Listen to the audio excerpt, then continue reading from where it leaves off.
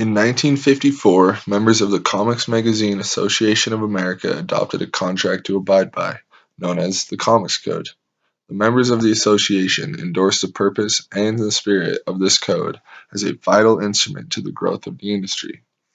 This code seemed to target the horror comics and drive them out of the industry as a whole. In Section B of the 1954 Code, it states, "No comic shall use the word horror or terror in its title. All scenes of horror, excessive bloodshed, gory or gruesome crimes, depravity, lust, sadism, masochism shall not be permitted. All lurid, unsavory, gruesome illustrations shall be eliminated. Inclusions of stories dealing with evil shall be used or shall be published only where the intent is to illustrate a moral issue, and in no case shall evil be presented alluringly, nor so as to injure the sensibilities of the reader. Scenes dealing with, or instruments associated with, Walking Dead, tortured vampires and vampirism, ghouls, cannibalism, and werewolfism are prohibited."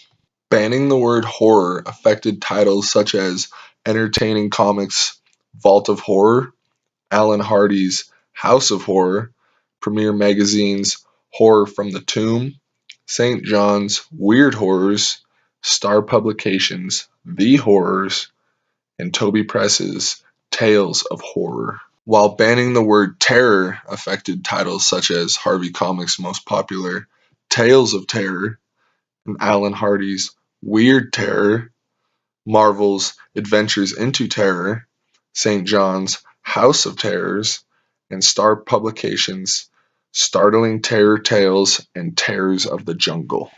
The origins of horror comics can be traced back to Warren Publishing's successful comic book known as Eerie. Eerie was a one-shot horror comic book released in January of 1947, which was the first standalone horror comic book.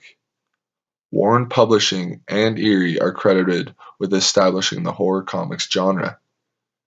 Eerie was a full-color, 52-page comic book featuring 6 horror stories and costing the people of 1947 just 10 cents per copy. The first story in the Eerie comic was named The Eyes of the Tiger, which follows a man haunted by the ghost of a stuffed tiger. Yeah. Second story was The Man-Eating Lizards, which tells the story of an island infested with giant man-eating lizards. The third story is The Strange Case of Henpecked Harry, which follows a man spooked by the bloody corpse of his murdered wife.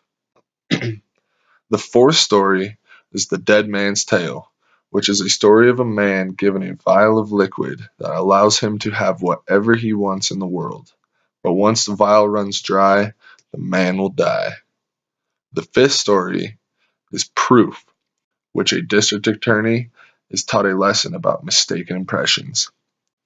And the last story is Mystery of Murder Manor, where brothers take refuge in a supposed haunted house and end up finding truth behind the tales. With inspiration coming from the success of Eerie, the first horror comic series was established. The series, known as Adventures into the Unknown, ran 174 issues, premiering in the fall of 1948, 1 year after the release of Eerie. The first 2 issues of Adventures into the Unknown featured horror stories of ghosts, werewolves, haunted houses, killer puppets, and other supernatural beings. Unlike many American horror comics, it weathered the public criticism of the early 1950s and survived the aftermath of the newly established Comics Code in 1954, continuing to be published till August of 1967. The most influential and enduring horror comics during this horror boom beginning in 1950 were the 91 issues of EC Comics' 3 series of comic books known as The Haunt of Fear, The Vault of Horror, and EC Comics' most popular, Tales from the Crypt. Each magazine had what they would call a host, or a storyteller that would pertain to each comic. The Haunt of Fears host was called the Old Witch. The Vault of Horror was told by the Vault Keeper, and the Tales of the Crypt was told by, of course, the Crypt Keeper. The hosting duties for any one issue were typically shared with the host of the other two magazines, so basically, they would help each other tell one another's stories.